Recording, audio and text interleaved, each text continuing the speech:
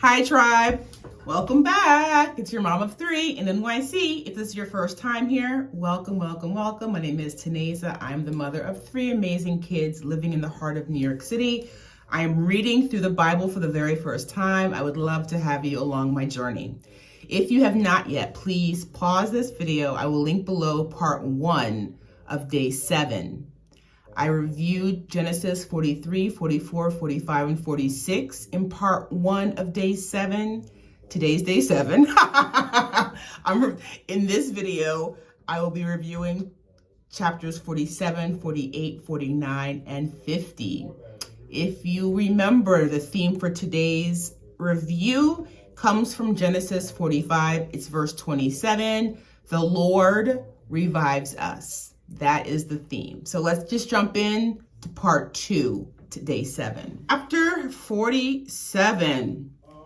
Joseph's brothers tell Pharaoh that they're shepherds. They followed his instruction. Pharaoh allows them to settle in Goshen. Joseph brings his father, Jacob, to meet Pharaoh. And he asks him his age. He's 130 years old. Jacob blesses Pharaoh. I thought it was amazing. Like, imagine taking your parent with you to meet your boss, and then your parent prays and blesses your boss. I thought it was beautiful. So I wanted to read for you guys chapter 47. In verse 10, Jacob blessed Pharaoh and went out from his presence. In verse 11, Joseph settled his father and his brothers in Egypt and gave them property in the best part of the land, the district of Ramses, as Pharaoh directed. Joseph also provided his father and his brothers and all his father's household with food according to the number of their children. Continuing in chapter 47, there is no food because of the severe famine. Money in Egypt and Canaan ran out. Joseph instructs the people to bring livestock for payment. Once the livestock ran out, people offer their land. In verse 20, so Joseph bought all the land in Egypt for Pharaoh. The Egyptians, one and all, sold their fields because the famine was too severe for them. The land became Pharaoh's. Joseph gives the people seed to plant, but 1/5 must be given of their crops to Pharaoh. The end of chapter 47, Jacob lived 17 years in Egypt until he was 147. Joseph swore to his father Jacob that he would carry him out of Egypt and bury him with his ancestors. He swore to him in verse 31. Swear to me, he said. Then Joseph swore to him, and Israel worshiped as he leaned on the top of his staff. Okay, end of chapter 47 with chapter 48. Joseph was told that his father was ill. He took his 2 sons, Manasseh and Ephraim. I've actually heard that name before. I hope I'm pronouncing it right. Ephraim. He takes his 2 sons, Manasseh and Ephraim, to meet his father in verse 8. When Israel saw the sons of Joseph, he asked, "Who are these?" "They are the sons God has given me here," Joseph said to his father. Israel said, "Bring them to me so I may bless them." Israel's eyes were failing because of his old age. He could hardly see. Joseph brought his sons close to him, and his father kissed them and embraced them. Israel said to Joseph, "I never expected to see your face again, and now God has allowed me to see your children too." Just shows how faithful the Lord is, you guys. So with Israel, he puts his right hand on Ephraim, his left hand on Manasseh.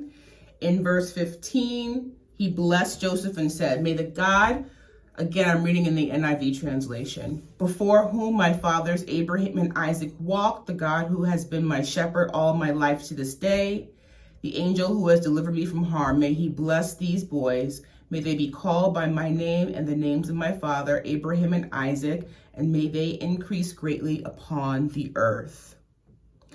So again, he had put his right hand on Ephraim and his left hand on Manasseh. Joseph corrects his father. He explains that Manasseh was his firstborn, but Israel had not made a mistake. He said, "I know, my son, I know. He too will become a people, and he too will become great. Nevertheless, his younger brother will be greater than he, and his descendants will become a group of nations." And that ends chapter 48. Chapter 49. Jacob assembles all of his sons. He goes one by one. It's like a prophecy and a blessing. What will happen to them? He gives them their destiny. That's the word that I wrote in my notes. He gives them their destiny. And each of his sons represent the 12 tribes of Israel. In verse 33, when Jacob had finished giving instructions to his sons, he drew his feet up into his bed, breathed his last, and was gathered to his people. Just how faithful the fact that Joseph was sold into slavery. He was beloved by his father. His father made him a beautiful coat. His father sent him into the fields to check on his brothers who were shepherds. His brothers were jealous of him because of the dreams that he had of them bowing down to him. He was sold into slavery. Potiphar's wife lied on him. He was thrown into prison. He was able to discern the dreams of Pharaoh, and it was put over all of Egypt. And then he was able to actually basically save the lives of his father and all of his brothers and their family. Amazing. Chapter 50, the last chapter. It's kind of sad, right? Of the book of Genesis. Joseph has physicians embalm his father. It took 40 days. He was mourned by Egyptians for a total of 70 days. Pharaoh allows Joseph to go bury his father as he promised. I wanted to read for you in chapter 50, verses 7 and 8. So Joseph went to bury his father. All Pharaoh's officials accompanied him, the dignitaries of his court, all the dignitaries of Egypt, besides all the members of Joseph's household and his brothers and those belonging to his father's household. Only their children and their flocks and herds were left in Goshen. After the death of his father, Joseph's brothers were afraid. They were afraid of Joseph and that he may seek revenge because of what they had done to him. He responds to them in verse 20. And it's crazy, guys. Remember I told you this Bible was given to me by my husband when we were dating? So this Bible I've had since 2006, I believe, 2006 or 2007, before we got married. And I have this verse underlined.